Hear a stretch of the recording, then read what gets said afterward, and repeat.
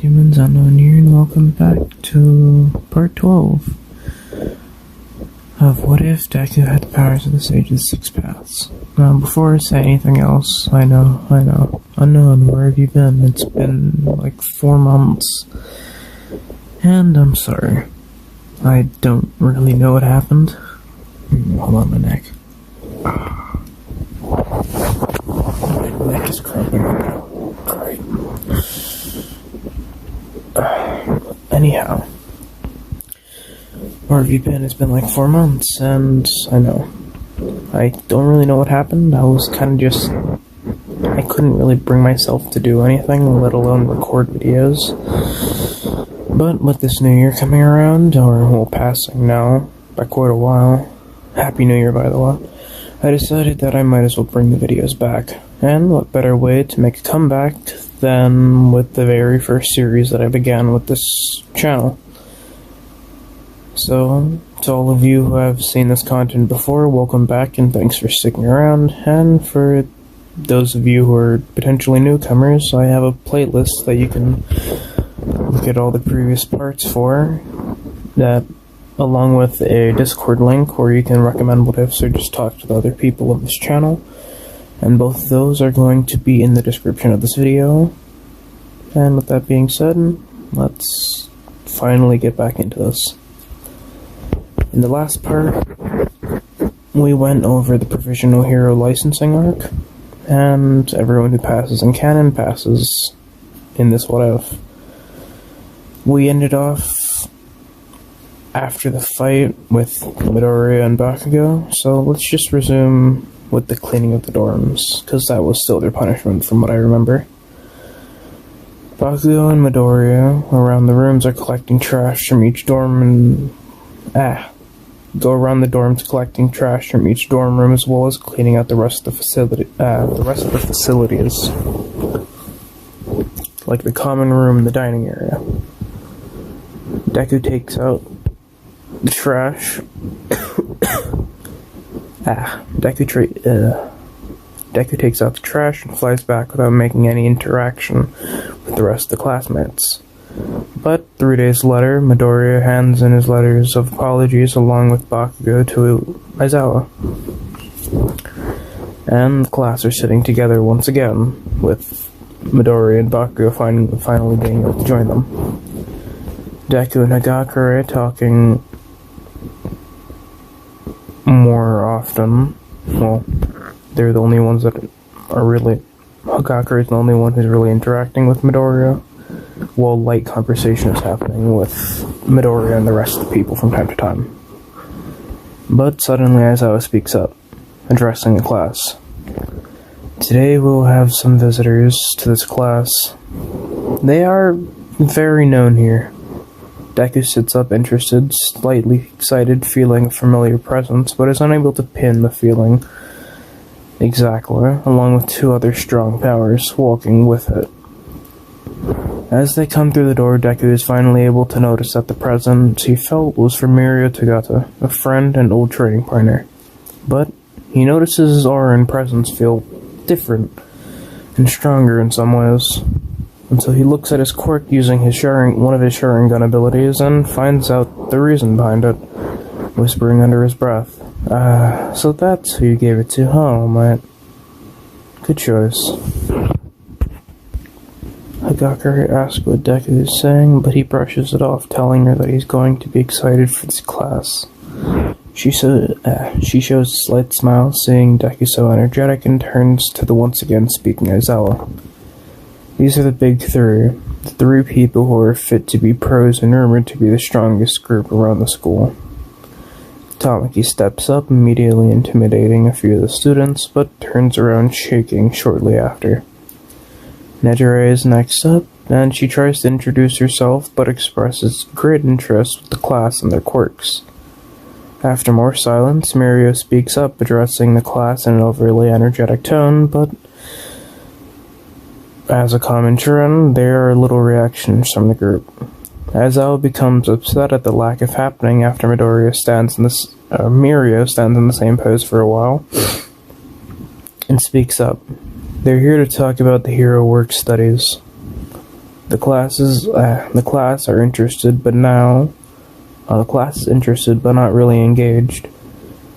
And seeing this, Mirio proposed that the best way to have them learn and get their attention would be to fight him directly. Not having the energy to deal with anyone, he lets them do Aizawa lets them do as they wish, and they move to Gym Gamma. They all go down into the positions to fight him aside from Midoriya, who stands to the side for obvious reasons.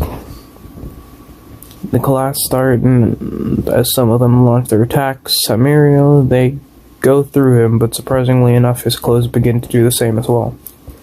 Many people avert their eyes, and many of the girls stand disgusted.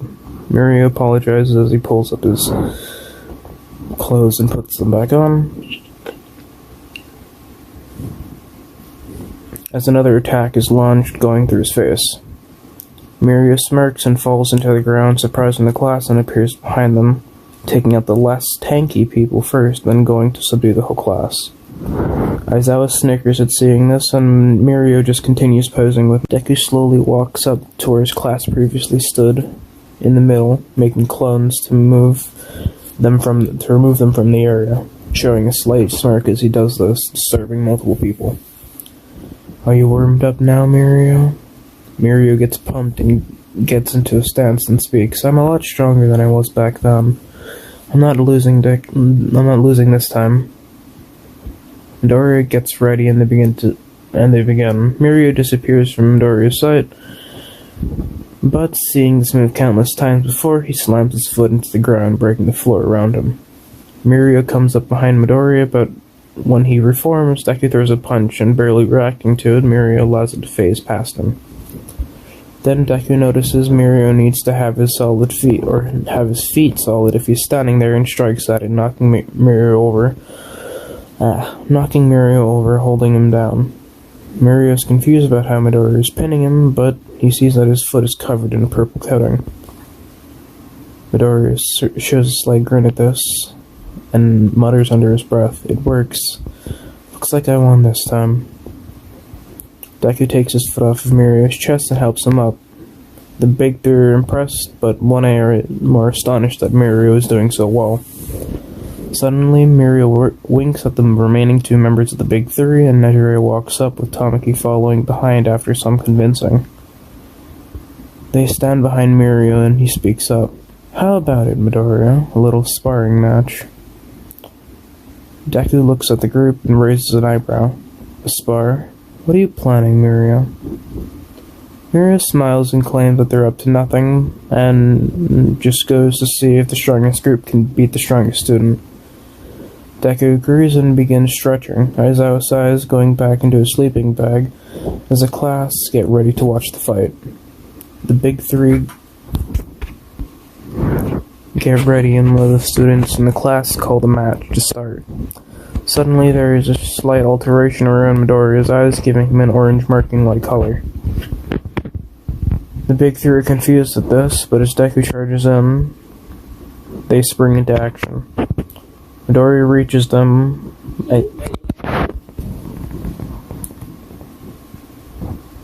They spring into action as Deku reaches them. He stops in front of Mirio, coating his arm in the truth-seeking orb, launching an attack at Mirio. He dodges the attack, moving his head to the left, learning from his prior interaction. But as he does this, he's suddenly blown back, phasing through the floor and popping back out confused. But giving them no time to react, or giving them no time to think, Deku coats the remainder of his limbs in the truth-seeking orbs, and kicks Tamaki, sending him back into a nearby wall. Using Tamaki's body,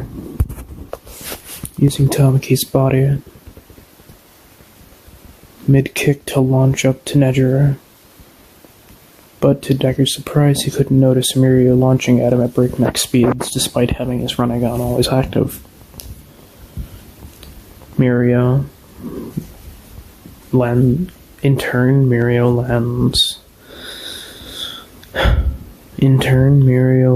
a solid hit to Deku's gut, forcing the orbs off of his limbs, falling down, causing him to fall down. But when Deku lands, he doesn't move. Slight panic A slight panic washes over the crowd, but his body poofs into a cloud as Deku is seen above Nejire, grabbing her arm, spinning in a circle, quickly throwing her down into Mirio.